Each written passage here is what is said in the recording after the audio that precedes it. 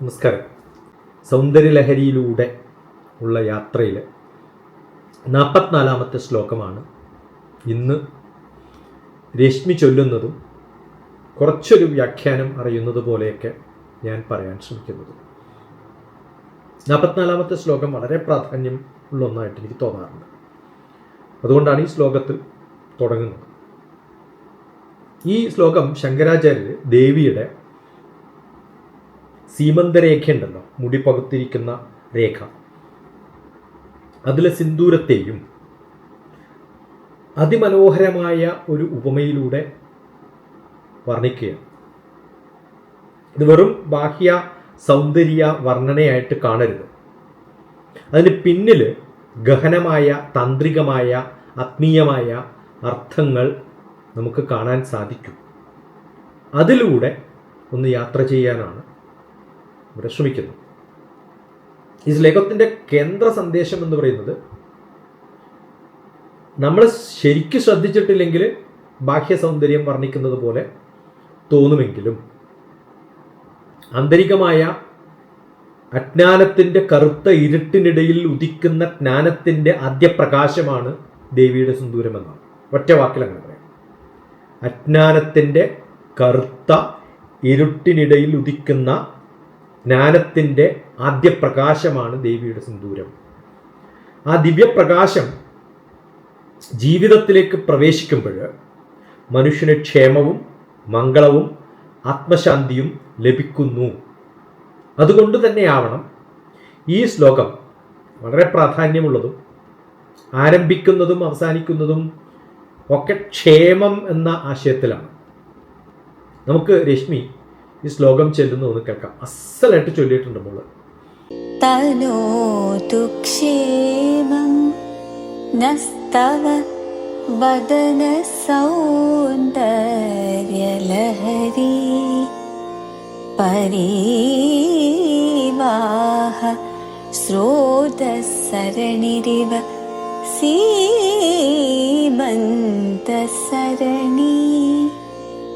വഹന്തി സിന്ദൂരം പ്രബല കബരീഭാര തിമിര ദ്വിഷാം ബൃന്ദൈർ ബന്ധീകൃതമിവ നവീനാർക്കിരണം.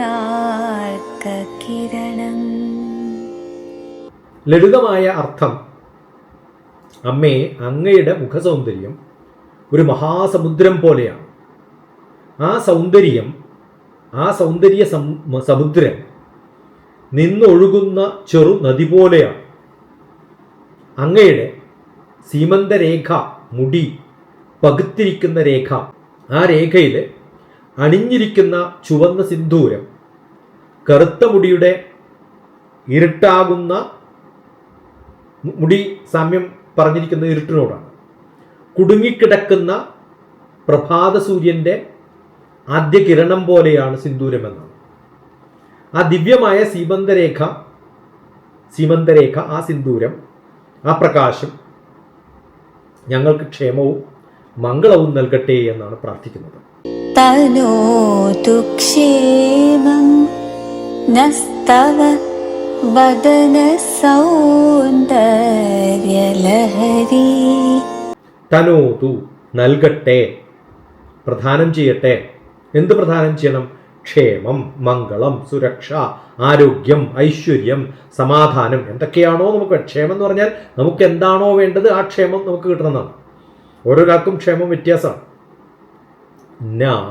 ഞങ്ങൾക്ക്, തവ നിന്റെ, വദന മുഖം, സൗന്ദര്യം, ലഹരി എന്ന് പറഞ്ഞാൽ തിരമാല, അല, പ്രവാഹം. വദന സൗന്ദര്യ ലഹരി, മുഖസൗന്ദര്യത്തിന്റെ തിരമാല. പരിവാഹ സ്രോതസരണിരിവ സീമന്തസരണി.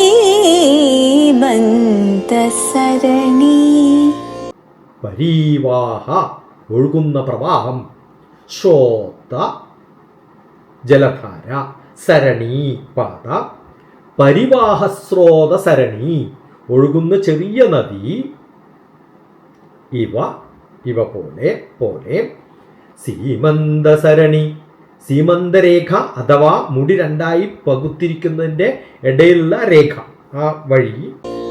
വഹന്തി സിന്ദൂരം പ്രബല കബരീഭാര. വഹന്തി വഹിക്കുന്ന, ധരിക്കുന്ന, സിന്ദൂരം കുങ്കുമം അല്ലെങ്കിൽ ചുവന്ന പൊടി, പ്രബല കട്ടിയുള്ള ശക്തമായ, കബരീ മുടി, ഭാരം കൂട്ടം, അധികമായ അളവ്. ഭാരം എന്ന് പറഞ്ഞാൽ അധികമായിട്ടുള്ളതാണ്. സമമായിട്ടുള്ളതാണെങ്കിൽ അല്ലെങ്കിൽ പോസിബിൾ ആയിട്ടുള്ളതാണെങ്കിൽ അതിൻ്റെ ഭാരം എന്ന് പറയാറില്ല. അളവിൽ കൂടുമ്പോഴാണ്, പോസിബിൾ അല്ലാത്തത്രയും കൂട്ടം വരുമ്പോഴാണ് ഭാരം എന്ന് പറയാം. പ്രബല കബരീ ഭാരം, സമൃദ്ധമായ കറുത്ത മുടി. തിമിര ദ്വിഷാം ബൃന്ദൈർ. തിമിര അത് ഇരുട്ടാണ്. ദ്വിഷാം ശത്രുക്കളുടെ, ഇരുട്ടിന്റെ ഇടയിൽ. ബന്ധൈ ആ കൂട്ടങ്ങളാൽ. ബന്ധീകൃതമിവ നവീനാർക്കിരണം. ബന്ധീകൃതം തടവിലാക്കപ്പെട്ട, പിടിച്ചുവെച്ച, ഇവ പോലെ നവീന പുതിയ, അർക്ക സൂര്യൻ കിരണം, സൂര്യന്റെ സൂര്യകിരണം. തനോതു ക്ഷേമം നസ്തവ വദന സൗന്ദര്യലഹരി പരീവാഹ സ്രോതസരണിരിവ സീമന്തസരണി.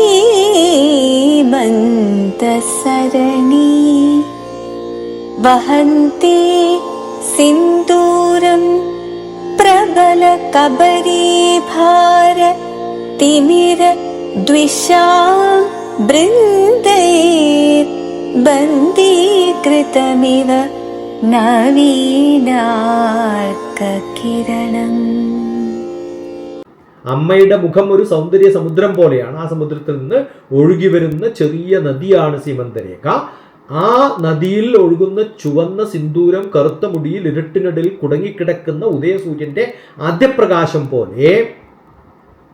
രസകരമായിട്ടാണ് ആലോചിച്ചു. മനോഹരമായ ദൃശ്യോപമ നമുക്ക് തരികയാണ്. അങ്ങനെ കാണണം നമ്മളത്. കവിയുടെ ഭാവന, ഒരു ചിത്രം മനസ്സിൽ കാണുന്നത്, കറുത്ത മേഘങ്ങൾ, അതിനിടയിൽ ഉദിക്കുന്ന സൂര്യൻ, ചുവന്ന കിരണം എങ്ങനെയാണോ അതുപോലെയാണ് കറുത്ത മുടിയിൽ നടുവിൽ സിന്ദൂരം വരുന്നത് എന്ന ദൃശ്യം നമ്മൾ കാണുമ്പോൾ ആദിശങ്കരാചാര്യർ വരച്ചു വെച്ചിരിക്കുന്ന ഒരു ചിത്രമുണ്ടല്ലോ, അത് നമ്മുടെ മനസ്സിലും കൂടി പതിയുമ്പോഴാണ്. ഇതിൻ്റെ ആത്മീയ അർത്ഥം എന്താണ്? താന്ത്രിക വ്യാഖ്യാനം എന്താണ്? കറുത്ത മുടി മായയാണ്, അവിദ്യയാണ്, അജ്ഞാനമാണ്. സിന്ദൂരം എന്ന് പറയുന്നത് ജ്ഞാനമാണ്, ചൈതന്യമാണ്, ദേവിയുടെ കൃപയാണ്. പ്രഭാത സൂര്യൻ ആത്മജ്ഞാനമാണ്, ബ്രഹ്മവിദ്യയാണ്. അതുകൊണ്ട് ആത്മജ്ഞാനത്തിൻ്റെ ഇരുട്ടിൽ നിന്ന് ഉദിക്കുന്ന ജ്ഞാനസൂര്യനാണ് ഈ ശ്ലോകത്തിൽ നമ്മൾ സിന്ദൂരമായിട്ട് കാണേണ്ടത്. യോഗശാസ്ത്രത്തിൽ സീമന്തരേഖ ശിരസിന്റെ മധ്യരേഖയാണ്. ഇട, പിങ്കള, സുഷുമ്ന നാഡികളുടെ സമതലത്തിന്റെ പ്രതീകമായും സമതുലനത്തിന്റെ പ്രതീകമായും വ്യാഖ്യാനിക്കപ്പെടുന്നുണ്ട്. ഇട, പിങ്കള, സുഷുമ്ന നാഡികളുടെ സമതുലനത്തിന്റെ പ്രതീകമായിട്ട് വ്യാഖ്യാനിക്കപ്പെടുന്നുണ്ട് സീമന്തരേഖ. ആ ചുവന്ന സിന്ദൂരം ശക്തിതത്വമാണ്, കുണ്ടലിനിയാണ്, പരാശക്തിയാണ്. അപ്പൊ ഇവിടെ പ്രതീകം എന്താണെന്നറിയണം. സിന്ദൂരത്തിന്റെ പ്രസക്തി, ഹിന്ദു സംസ്കാരത്തിന്റെ സിന്ദൂരം എന്ന് പറയുന്ന ശക്തിയുടെ അടയാളം, സൗഭാഗ്യത്തിന്റെ പ്രതീകം, മംഗളത്തിന്റെ ചിഹ്നം, ശിവശക്തിയുടെ സൂചന ഒക്കെയായിട്ട് നമ്മൾ കരുതുന്നത് ദേവിയുടെ സിന്ദൂരം ലോകമംഗളത്തിന്റെ പ്രതീകമാണ്. അതുകൊണ്ടാണ് ഭഗവതിയുടെയൊക്കെ സിന്ദൂരത്തിന് പ്രാധാന്യം. ക്ഷേമം, എന്തുകൊണ്ട് ഈ ശ്ലോകത്തിന്റെ ആദ്യ വാക്ക് തനോതു ക്ഷേമം, അത് വെറും ധനം അല്ല. ക്ഷേമം ആരോഗ്യമാണ്, മാനസികാരോഗ്യമാണ്, സമാധാനമാണ്, കുടുംബ സൗഖ്യമാണ്, ആത്മീയ പുരോഗതിയാണ്, ദൈവിക കൃപയാണ്, ദേവകൃപയാണ്, ദൈവകൃപയാണ്, ദീർഘായുസ്സാണ്, അന്തർശാന്തിയാണ്, ഒക്കെ കൂടുന്നതാണ്. അപ്പോൾ ഒന്നുകൂടി രശ്മി ചൊല്ലുന്നു കേൾക്കാം. തനോതു ക്ഷേമം നസ്തവ വദന സൗന്ദര്യലഹരി परीवाह स्रोतसरणिरिव सीमन्तसरणी वहन्ति सिन्दूरं प्रबलकबरीभार तिमिरद्विषां बृन्दैर्बन्दीकृतमिव നവീനാർക്കകിരണം.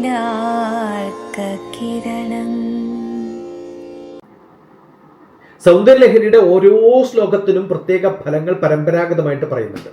ഈ ശ്ലോകം ഭക്തിപൂർവം ജപിക്കുന്നവർക്ക് ലഭിക്കുന്നത് വിശ്വസിക്കപ്പെടുന്ന അനുഗ്രഹങ്ങൾ എന്തൊക്കെയാണെന്ന് ചോദിച്ചാൽ ക്ഷേമം, മംഗളം, ഗൃഹശാന്തി, ദാമ്പത്യ സുഖം, സൗഭാഗ്യം, മാനസികമായിട്ടുള്ള ആരോഗ്യം, നിർവൃതി ഒക്കെ കിട്ടും. ഇതിലൊക്കെ കവിഞ്ഞ് ആത്മീയമായ ഉണർവും ദേവീ കൃപയും അജ്ഞാന നിവൃത്തിയും ഇവ ഭക്തി പാരമ്പര്യത്തിൽപ്പെടുന്ന വിശ്വാസങ്ങളായിട്ട് കരുതുന്നു.